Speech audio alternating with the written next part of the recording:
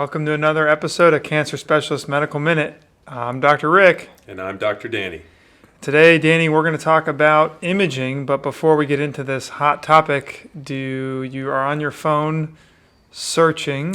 That's right, Rick. I've feel identified a dad joke that I think you're going to particularly like. I've identified a dad joke. That's not very comedically, doesn't get me loosened up when you say it like that. I want to put that on a t-shirt. Remember I've that? identified a dad joke. Please, All right, hit me with your identified dad joke. What do you call a factory that makes okay products? Got me. I don't know. A satisfactory? That was good. Got It it. hurts. It hurts. I think I should put sound effects after your jokes. We should, yeah. All right, I'm gonna. I tried to do some drums there and a cymbal. Yeah, it was bad. So it was. I'll cut something in. All right. All right. All right, Rick. You want to introduce this podcast here, this episode? Sure, I'd be happy to. I just wanted to see if you wanted to make it more awkward with your dad joke. It was a great dad joke. Sure, I don't know what okay. you're talking about. So we're going to talk about imaging today. It's an integral part of our company here at Cancer Specialists in North Florida.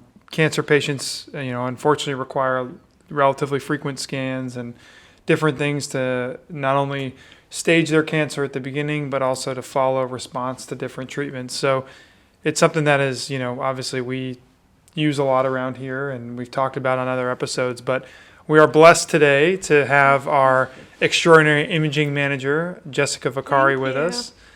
Welcome, Thank Jessica. you. Appreciate that. Jessica, Thanks for having me. Our pleasure. Can you give the listeners a little bit of your background and how you ended up to kind of run our lives here at Cancer Yeah, Specialists? absolutely. So I'm originally from Pittsburgh, Pennsylvania, born and raised, and I went to X-ray school first, started my career as an X-ray tech, and then basically went on to be a nuke med tech from there. And after that, I pursued my credentials in MRI as well, bachelor's degree, master's degree. And then we moved to Florida. Me and my husband moved to Florida, and that's whenever I got into the outpatient sector and started getting into management here.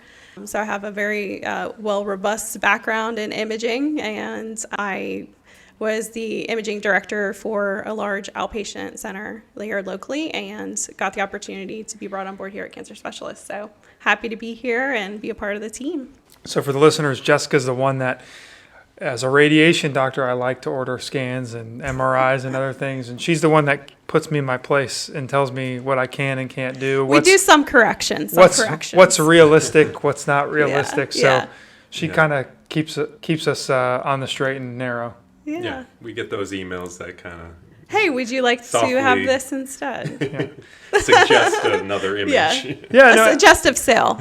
I think we'll talk about what we have here at our company and also sort of some of the different types of scans. We'll get into some details, but I'll just say from my personal experience, what's really cool here is because of the way our company is structured and that we put what is right for the patients first is if there's a new type of scan, if there's a new technology, if there's something that the doctors think will benefit patient care, it's really cool to see how fast we can integrate this into clinic, versus some places I've been to before. It's, lots of levels of bureaucracy and committees and delays and delays and delays. And I think it's just really neat, how quickly we can adapt. And a lot of that credit goes to Jessica, who's Thank you. able to, navigate what we want, what makes sense for the company and how to actually do it and execute it. So it's just, Thank you. it's pretty neat. I don't know, Danny, if you feel that way too. It seems like we're on the vanguard of a lot of these things where, which is pretty cool for our community practice. It is. And I think you have a completely different perspective when you're in training and you're at one of these big centers. And there's lots of bureaucracy, like you said, and to get even a PET CT done sometimes at these centers. And within 24 hours, I might say. is We can near turn it around in impossible. 24. So, but no, behind Humble me, behind me is a whole team of people. So I really couldn't do without them, and our technologists are really superb. So I think we have a great radiology group here. So. Yes, it's funny. I get sometimes as many compliments really about their experience here as Yeah. cancer specialists about our radiology techs. For instance, I had one patient actually last week that they came here, they saw me in consult, they got scans, thankfully didn't need any radiation. I was just seeing them, to kind of establish care and get baseline scans. And they could not stop talking about how amazing the techs were and how awesome they were at the radiology. This guy needed some assistance getting on and off the coach and just, it just shows you that a little bit of customer service goes a long way because these are patients that are in a lot of times scared and vulnerable and it's a nerve-wracking thing to have a scan. So, I think it's really cool that we have such a, nice staff. Our staff really treats our patients like family. That's really our motto. So we try and treat them just like we would our mom and dad. And I think that shows, when they leave here, their anxiety tends to be relieved because, we're able to get them through pretty difficult times. So it's definitely helpful to have great staff behind us. So Danny, do you want to go through kind of, maybe big picture, what some of the different types of scans we have available here at Cancer Specialists, and then Jessica can obviously put us in our place and educate us on the details? Well, I think the main types of scans we have available and the ones we order most frequently are CT imaging. This is diagnostic CT imaging, and you can CT image pretty much anywhere in the body. We do it a lot for our staging workups for different cancers. PET CT is a little bit different, and Jessica can go into some details on PET CT. There are different forms of PET imaging, and we'll get into that detail, but you can do a PET scan and merge it with a CT scan to get a nice image of the body and determine where sites of cancer may be and where cancer is not. So, and then MRI imaging is another main imaging modality we have here at Cancer Specialists. Very good at looking at soft tissues and the CNS, and we use it a lot. And Jessica, go ahead and take it away. Yeah, absolutely. So PET CT, that's really our one of our main resources here for imaging. It's a combination of diagnostics, so we're looking at the anatomical structures in the body as well as the metabolic cells in the body. So we give an injection. It's a small amount of a radioactive tracer through an IV. The injection circulates in the patient's body, and then we do the scan. And so we can see both sides of information for the radiologist. We can see the cells at a molecular level and see where the cancer is, like Danny said, and where it's not. And then we fuse that data with the CT image to give an overall accurate picture. So we're looking at disease at every stage of the way. So we're looking at the initial diagnosis and then restaging. We're looking to see if our treatment's working or not working. And so that's really the bulk of, I would say, what we do here. That's one of our main scans. And then also MRI as well is heavily used here at Cancer Specialists, especially by our radiation department here. Yeah, they order a lot of MRIs because we're trying to follow up with treatment. So we have a 1.5 Tesla MRI, which is a higher spatial resolution and signal to noise ratio. So we have really good equipment here and some really good resources here at CSNF. Yeah, I think for folks listening, the layman's way of thinking about it is really, you have your classic x-rays that you may hear about, chest x-rays and x-rays, those are very rudimentary, 2D, two-dimensional, so you don't really get a sense of depth. You just kind of take a picture. It's very old school, if you will. Then came CTs or, basically gives us three-dimensional information about different body parts.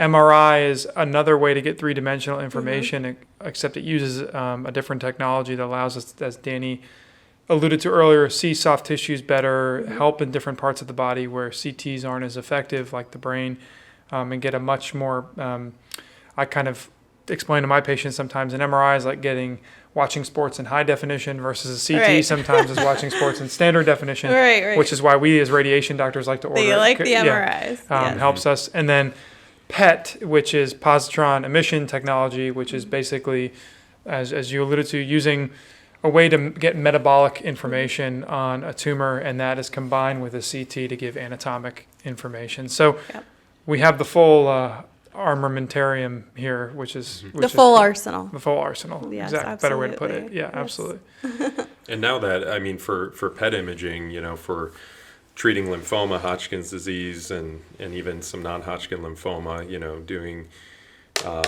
treatment adjustments based on the PET-CT results. I mean, that's fairly new in the literature, since I've been in training. And so we've been using it a lot more to kind of determine, what's the best route of treatment for a patient by looking at the activity on the PET imaging. So it's very convenient to have that at our disposal here and have a variety of PET techniques we can do. Yeah, I think the other thing that I think our patients really appreciate is because we are a geographically expansive company, we cover, 3 counties and, multiple sites and, different patient populations. And our goal really is to bring you the best care as close as we can to your backyard. Mm-hmm. And so one of the things we've developed here is really to make sure that our imaging is all integrated. So if you get a scan at one place, it's the same as at our other facilities. And then also our mobile units. So all of these technologies we referenced, we have a mobile version, at least one mobile version that circles around the community and allows you to get these modern scans without having to travel, across God's green earth to get them. So I think that's really been a way to help patients out. We have a PET-CT mobile and also an MRI mobile unit. They're both brand new. Like I said, the MRI is 1.5 Tesla. And then also we have brand new PET-CT that we just purchased last year, and they go to all areas of Jacksonville. So we are definitely in your backyard for service.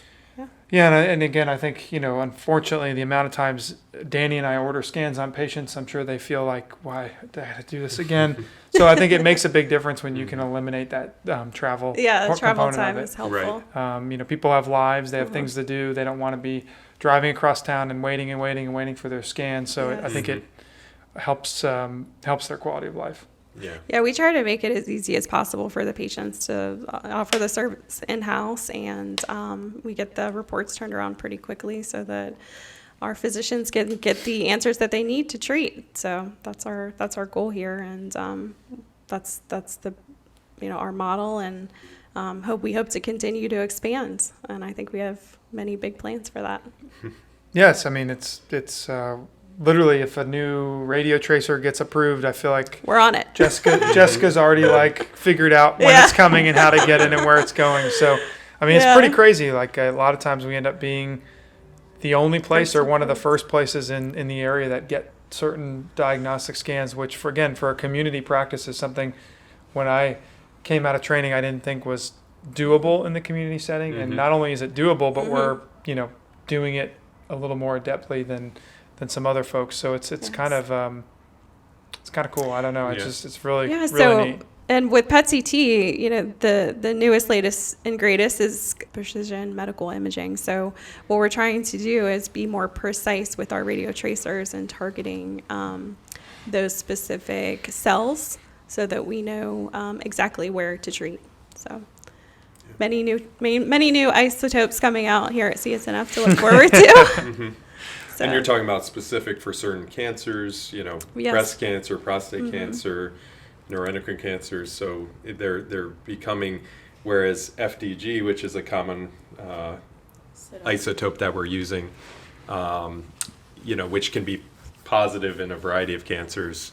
Now it's becoming very specific to the cancer subtype, correct? Right. So FDG is just what we had in the beginning, and it's has served us very well. And now we're like I said, we're being more precise in targeting those specific cells from glioblastoma, our lung, prostate. So we're coming out with new radio tracers very specific to those organs in the body and targeting specifically to treat.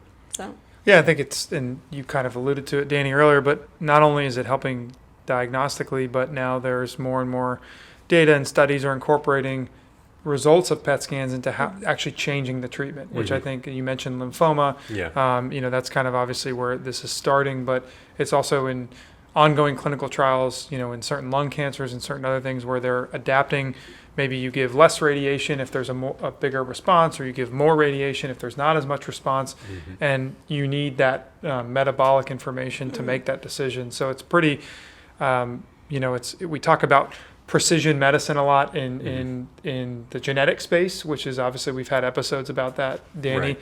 But there's also now more precision in the imaging space, as we were alluding to, that also may influence treatment both now and into the future. Yes, diagnostic and therapeutic. Yeah. Yep, and I guess it's probably not a little bit beyond the scope of this podcast, but yeah, the radiopharmaceutical program here is bustling. It's very robust at this point. Jessica and I have had many lengthy emails and phone calls to get things moving and going. And but done. yes, Preview for next episode. Oh, preview. Sorry, Preview for next episode. Brenna. Thank you. Is that what we're talking about next Yep. episode? Perfect. So right. this is a good segue. But yeah, so Good starting point. it's obviously something that I'm passionate about and is pretty cool, and I think is something that hopefully will be a service for our patients. So, I think, I don't know about you, Danny, but a lot of times in clinic, I'll get patients ask me different questions about scans. Obviously, they want to know their results, but a lot of times it's also, why did you order this scan now, or why this scan versus that scan? Can you kind of walk me through some of the more common scenarios that patients ask, or questions, I guess, that patients ask you, and kind of how you approach, counseling them? Yeah, a lot of our imaging decisions are based on the guidelines, the NCCN guidelines, or even if you use ASCO guidelines. The differences between the scans, each scan has a benefit or benefits compared to, comparatively to another scan. So for plain CT diagnostic imaging, that's been the way we've done staging workups for a variety of cancers, and also surveillance after a patient's been treated for cancer to kind of monitor to see if the cancer's grown back or not. So regular CT imaging is really how we've done diagnosis and surveillance after treatment. With the PET CT imaging, which is a merge between PET imaging, which we previously talked about, and then a CT image with it to kind of identify locations in the body where you have activity on the PET scan. We've used this commonly in lung cancers and lymphomas and a variety of other cancers as our staging workup because it better identifies the areas where there's active cancer. You get a sense of, when we talk about the brightness on a PET scan, it's how much metabolic activity is within a tumor in the body.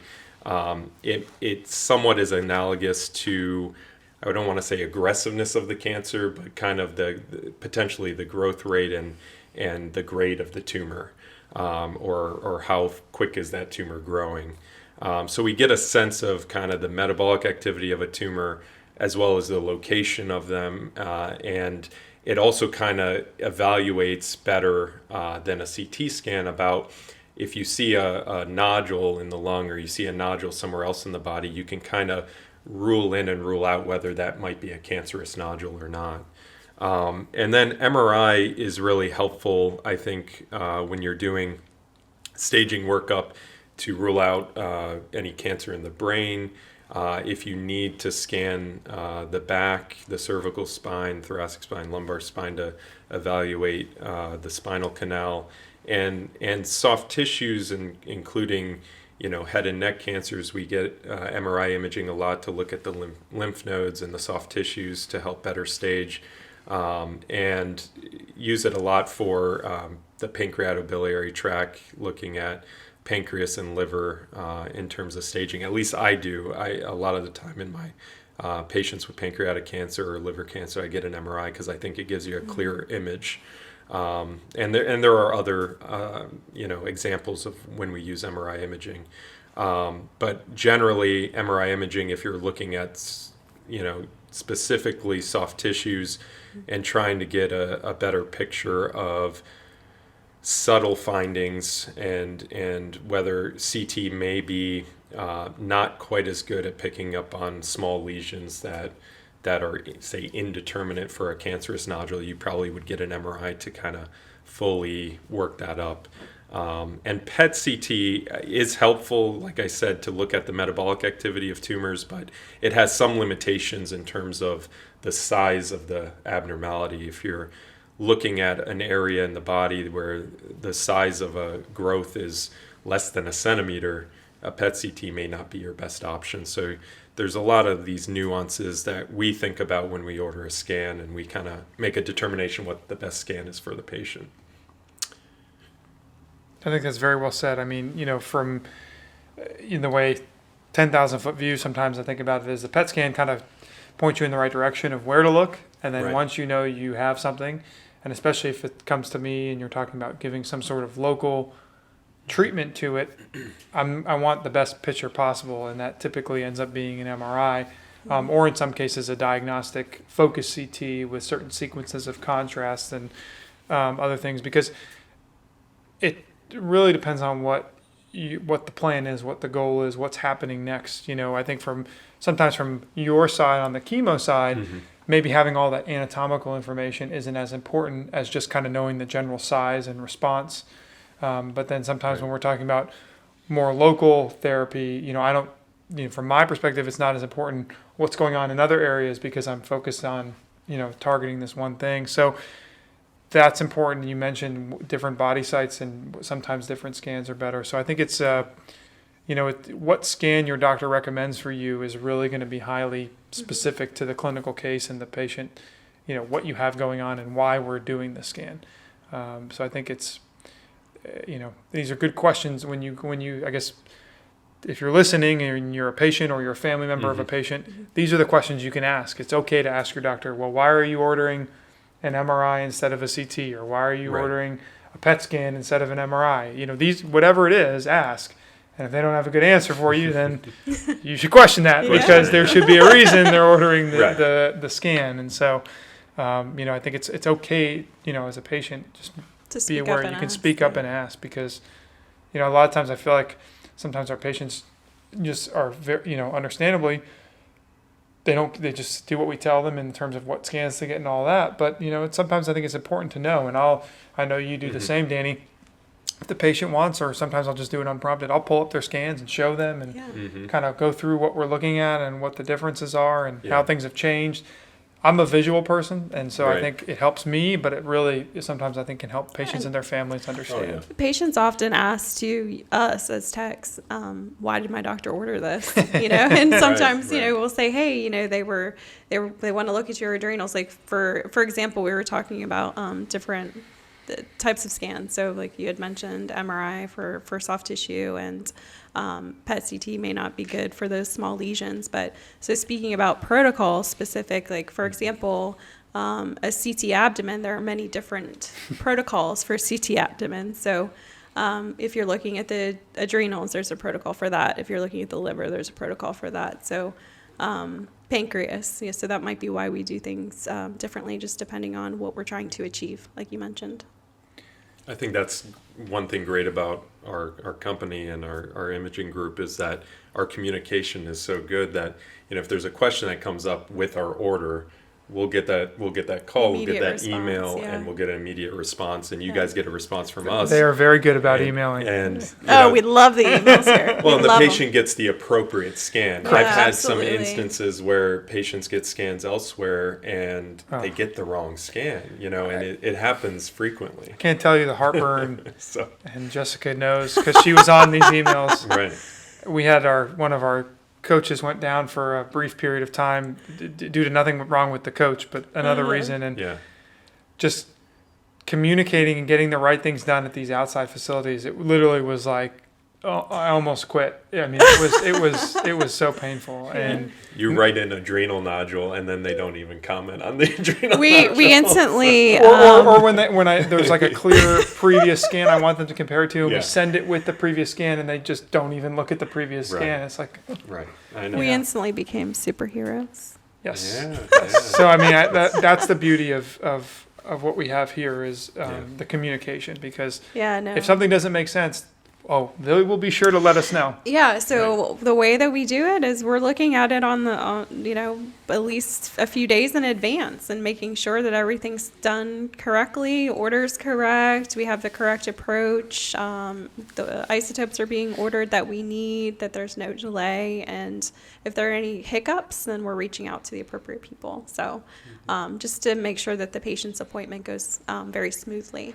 And Yeah, I think nothing's more frustrating as a patient, especially if you have cancer, you're already going through these things, you show up for your scan and they're like, oh, well, actually, we don't have what we need, or oh, we don't see this order. And then it's like, that's got to be extremely frustrating. So, I think doing these things ahead of time is what helps nip that in the bud. Yeah, we're not perfect, but we certainly look in advance, which is not the norm, I would say, of other facilities. So we really do our very best. And I think the other part of that, too, is the authorization for the scan, right? Yeah, so, it's very important. The way healthcare is in this country in 2022 is, most scans for most insurances need some approval, right, or else the patient's going to be stuck with a obscene bill. Right. And so we have an army of people who are amazing at their jobs that go through and cull through and make sure that when that patient shows up, that scan has been authorized by their insurance company, and we have that information, because we don't want any surprises on the back end where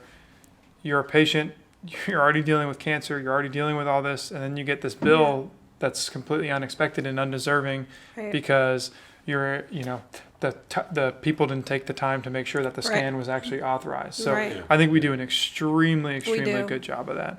And it's definitely a kudos to the imaging scheduling team. And authorizations here are absolutely amazing, and they really are. they make our jobs a lot easier. They also will let us know. And they will let you know when you don't have the approval to get which. Constantly, lots of feedback. Yes, you'll hear that pretty directly when you're trying to change things around. So Danny, I personally could talk Tom blue in the face about imaging, but I know you're falling asleep over there, so I think we should. Oh, that's not nice. No, I'm not. I think we should He's very, very interested. He's at the very. edge of his seat. He is now. He is now. am. He woke up now. Literally. But I think we Thank should. you, Duncan, by the way. I think we should thank Jessica for taking the time to join us Thank as a you, guest. Jessica. Really appreciate it. And Thank you for having me. all that you do for the company. Especially because we literally just walked over to our office. Don't and said, give away our secrets. Why are we gosh. blowing Please up? come. Yeah, so into it's the not podcast. perfect. It was literally It was scheduled. Hey, you want to come in? Why are you blowing up our spot? These are the secrets of the sauce you are revealing. We have to be honest with our listener. No. Disagree. Listener singular. Yeah, exactly. Your parents don't care how the sauce is made, okay? They do. But no, thank you so much for your time. Of course. Appreciate Thank you. it. Thanks for having me. All right. So thanks so much for coming back and joining us for another episode of Medical Minute. If you have any suggestions on things we should talk about, questions you'd like answered, or you want to kick me off the show and replace me with Jessica, email us at medicalminute@csnf.us. And make sure you follow us on social media. Search Cancer Specialists of North Florida on Facebook and _CSNF on Twitter and Instagram. As always, we appreciate you giving us a few minutes of your time, and I hope you learned something today. And remember, when it comes to your health, stay informed. Ask questions and tune in next time. Can we talk about how excited Danny got to read the script? What script? He just really perked up. Yeah, there's no picked it script up. in front of me. I don't know what you're talking about.